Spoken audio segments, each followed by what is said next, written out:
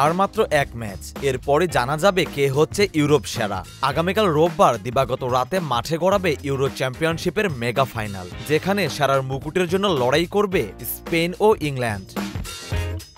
তবে দলীয় সেরার পাশাপাশি রয়েছে ব্যক্তিগত সেরা হওয়ার লড়াইও, সেটা হবে গোল্ডেন বুটের লড়াই। ইউরোর চলমান আসরে কে হচ্ছেন গোল্ডেন বুটের মালিক? এই তালিকায় আছে ফাইনাল খেলা দুই দলের দুই তারকার নাম, একজন ইংলিশ অধিনায়ক হ্যারি কেইন, আর স্পেন থেকে আছেন দানি ওলমো। ফাইনালের আগে সমান 3টি করে গোল করে সেরা হওয়ার দৌড়ে আছেন এই দুজন। তাই দুজনের মধ্যে যিনি ফাইনালে গোল করতে পারেন তার হাতেই উঠবে গোল্ডেন বুট। যদি দুজনেই গোল করেন সমান করে তাহলে পাবেন দুজনই, আর যদি কেউই গোল না পান তাহলে কার হাতে উঠবে গোল্ডেন বুটটি? এর উত্তরও জানিয়ে দিয়েছে আয়োজকরা। কেইন এবং ওলমো ছাড়াও এই মুহূর্তে ইউরোতে সমান 3টি করে গোল আছে আরও 4 জনের। জার্মানির জামাল মুসিয়ালা, নেদারল্যান্ডসের কোডি গাকপো, স্লোভেনিয়ার ইভান সারাঞ্জ এবং জর্জিয়ার জর্জেস মিকাউতাচ্ছে। ফলে ফাইনালে ওলমো ও কেইন কেউ যদি জালের দেখা না পান তাহলে যৌথভাবে 6 জনই জিতবেন গোল্ডেন বুট।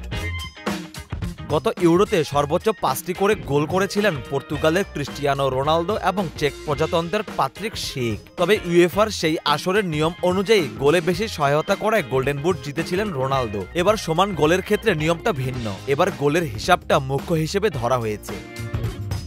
এছাড়া যৌথভাবে শুধু 6 জনই নয়, ফাইনালে এই সংখ্যাটা আরও বাড়তেও পারে, কারণ ইংল্যান্ডের জুড বেলিংহাম এবং স্পেনের ফাবিয়ান রুইস 2টি করে গোল করেছেন। তাদের কেউ যদি আর একটি গোল পান তাহলেই ঢুকে যাবেন গোল্ডেন বুট জেতার তালিকায়। আবার কেউ যদি একাধিকও করে ফেলেন তাহলে কেইন ওলমোকে পেছনে ফেলে নিজে একাই জিতে নিতে পারেন মর্যাদাপূর্ণ এই পুরস্কার। এবার শুধু দেখার অপেক্ষা কার হাতে উঠছে গোল্ডেন বুটের পুরস্কারটি।